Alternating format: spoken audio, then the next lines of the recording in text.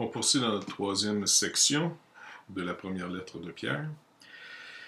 On arrive à la section maintenant où Pierre nous exhorte encore une fois, toujours c'est le thème principal, la souffrance. Il parle énormément de la souffrance, qu'on va être confronté à la souffrance, mais il nous donne ici l'exemple du Christ maintenant, verset 18, chapitre 3.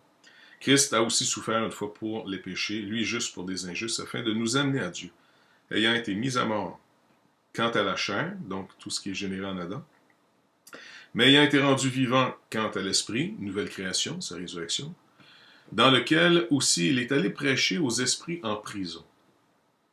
Et le texte ici est assez étrange. Regardez bien. Qu'est-ce que c'était d'aller prêcher aux esprits en prison? Il dit qui autrefois avait été incrédule lorsque la patience de Dieu se prolongeait au jour de Noé, pendant la construction de l'arche dans laquelle un petit nombre de personnes, c'est-à-dire 8, furent sauvées à travers l'eau. Cette eau était une figure du baptême qui n'est pas la purification des souillures du corps, mais l'engagement d'une bonne conscience envers Dieu et qui maintenant vous sauve, vous aussi, par la résurrection de Jésus-Christ. Donc, il nous rappelle ici d'abord un principe à retenir qui saute aux yeux en partant, majorité perdue, minorité sauvée. Donc, ça, c'est un aspect qu'il ne faut pas oublier ici.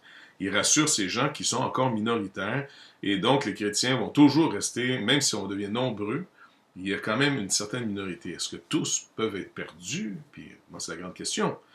Donc, il nous rappelle ici, l'apôtre, que, rappelez-vous autrefois, lors de la patience que Dieu prolongeait au jour de Noé, tout le monde a péri. Une multitude de gens ont péri, sauf 8 personnes. Donc, ça, c'est un point à retenir.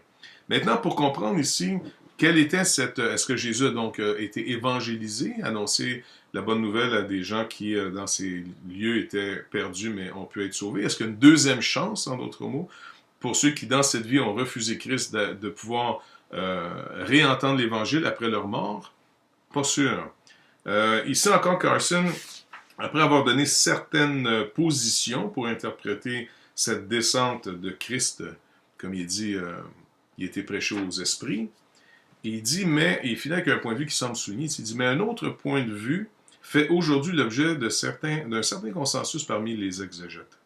Pierre utilisait certaines traditions de l'Ancien Testament, Genèse 6, et aussi juives, en partie, il dit 1 Enoch, là, le premier livre d'Enoch, pour montrer que le Christ est celui qui a vaincu et qui a proclamé sa victoire sur les puissances mauvaises. Cette interprétation convient bien au contexte, car Pierre enracine son appel à ne pas avoir peur des persécuteurs, qui est au verset 14, 3-14.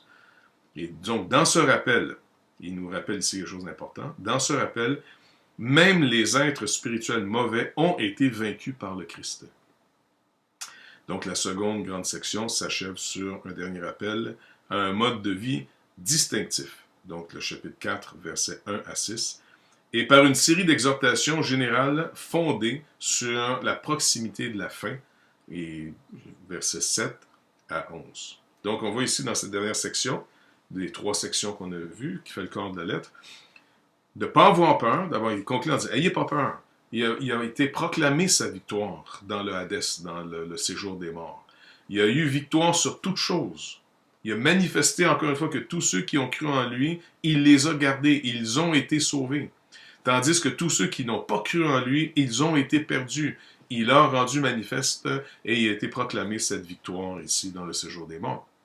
Maintenant, dans cette dernière section, il va dire donc, ainsi donc, par rapport à ce qu'il vient de dire, Christ ayant souffert dans la chair, vous aussi armez-vous de la même pensée.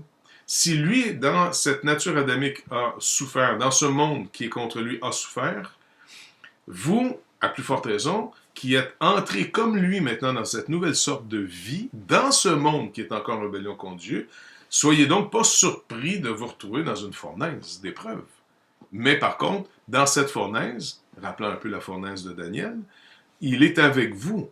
Et dans la fournaise, les 3 amis de Daniel marchaient avec le 4e compagnon, le Fils de l'homme, et l'effet du feu n'avait sur eux aucun effet négatif, sauf de brûler leurs liens qui les avaient, donc ils étaient attachés, et même leurs vêtements, leurs cheveux, rien n'a été atteint par les flammes. Donc, c'est dans ce sens qu'il nous encourage à dire, oui, vous allez vivre des épreuves, mais voyez pas ça comme si Dieu vous abandonne ou Dieu vous châtie ou que Dieu n'est pas puissant. Non, non, ça fait partie de son plan. De même, ou ainsi donc, il est toujours en train de nous faire référence. Regardez, Christ a souffert, ben vous aussi, armez-vous de la même pensée. Il dit afin de vivre non plus selon les convoitises. Donc tout ce qui donne à ce monde une raison d'être, là, pour nous, ça perd de plus en plus son intérêt. Il donne certains correspondants ici, selon les convoitises des hommes, mais selon la volonté de Dieu. On n'est plus maintenant animé de ce que les hommes ont. Par exemple, notre but, c'est plus de donner la plus grande fortune de nos régions. Notre but, c'est de trouver la volonté de Dieu. Si Dieu permet qu'on fasse de l'argent, alors il y a une raison dans son plan pourquoi on est en train de faire de l'argent. Avant, dans le monde, les gens avaient eux comme but final. Donc, je fais de l'argent pour moi. À la limite, s'ils étaient généreux, pour les leurs. S'ils étaient très généreux, pour leurs amis. Alors, s'ils étaient vraiment exceptionnels, et là, on leur donne des médailles, c'est pour peut-être leur pays ou pour des gens qui sont démunis. Mais dis-vous, vous ne vivez plus comme étant le centre. Votre centre, maintenant, c'est de comprendre la volonté de Dieu. Tout ce que j'ai, tout ce qui m'arrive, fait partie d'un plan. Tout concourt au bien de ceux qui aiment Dieu, qui sont appelés selon son dessein. Il y a un dessein, il y a un plan. Donc, notre vie, maintenant, c'est de trouver cette raison. Sans arrêt, de discerner la volonté de Dieu. Il dit, encore une fois, verset 2 du chapitre 4, afin de vivre non plus selon les convoitises des hommes, mais selon la volonté de Dieu, pendant le temps qui lui reste à vivre dans la chair. Donc, il s'était en effet d'avoir dans le temps passé accompli la volonté des païens. Et puis là, il décrit un peu c'était quoi. Marchant dans la dissolution, convoitise, ivrognerie, acceptable, manger du boire, l'idolâtrie criminelle. Aussi trouve-t-il étrange que vous ne vous précipitiez pas avec eux dans les mêmes débordements de débauche. Et ils vous calomnient. Donc, encore une fois, ces choses nous sont écrites pour qu'on puisse réaliser toutes ces choses-là. Et il finit avec le verset 11, cette section ici. Si quelqu'un parle, que ce soit comme mettant, annonçant les oracles de Dieu, et si quelqu'un remplit son ministère, qu'il le remplisse selon la force que Dieu lui communique, afin que qu'en toute chose, Dieu soit glorifié par Jésus-Christ, à qui appartient la gloire, la puissance au siècle des siècles. Amen. Donc, il finit cette section comme ça, pour après ça, donner une série d'exhortations. Bien-aimés, et puis encore une fois, soyez pas surpris, comme une chose étrange qui vous arrive de la fournaise qui est au milieu de vous pour vous éprouver.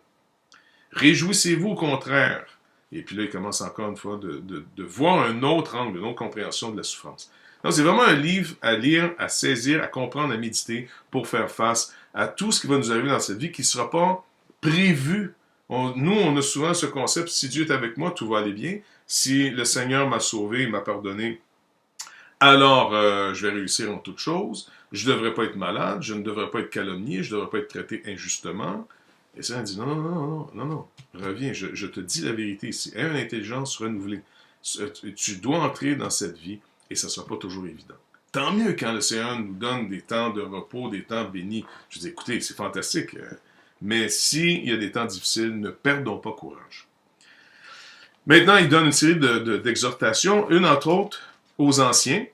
Il exhorte les anciens et il se met dans leur catégorie. Il dit anciens comme eux, témoins des souffrances de Christ et participants à la gloire qui doit être manifestée, future.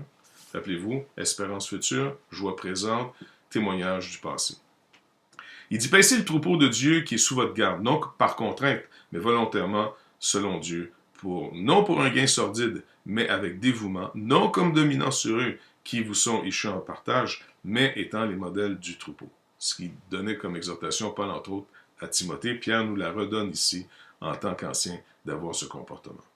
Et tout ça dans le but que quand le Seigneur va paraître, dans ce futur qui nous attend, dans cette gloire, dans cet héritage qui s'en vient, qui n'est pas corruptible, alors finalement, il y a une couronne de gloire qui nous attend.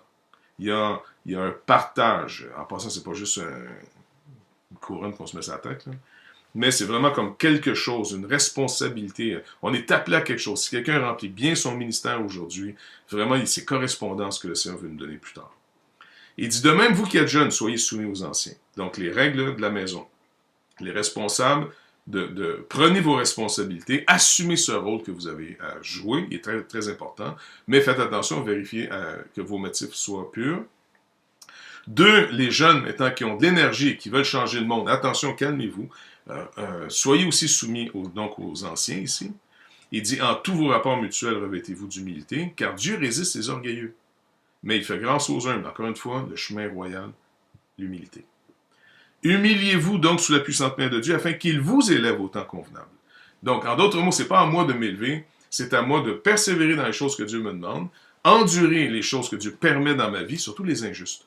Surtout, écoutez, surtout quand vous êtes oublié par ceux qui devraient se rappeler de vous.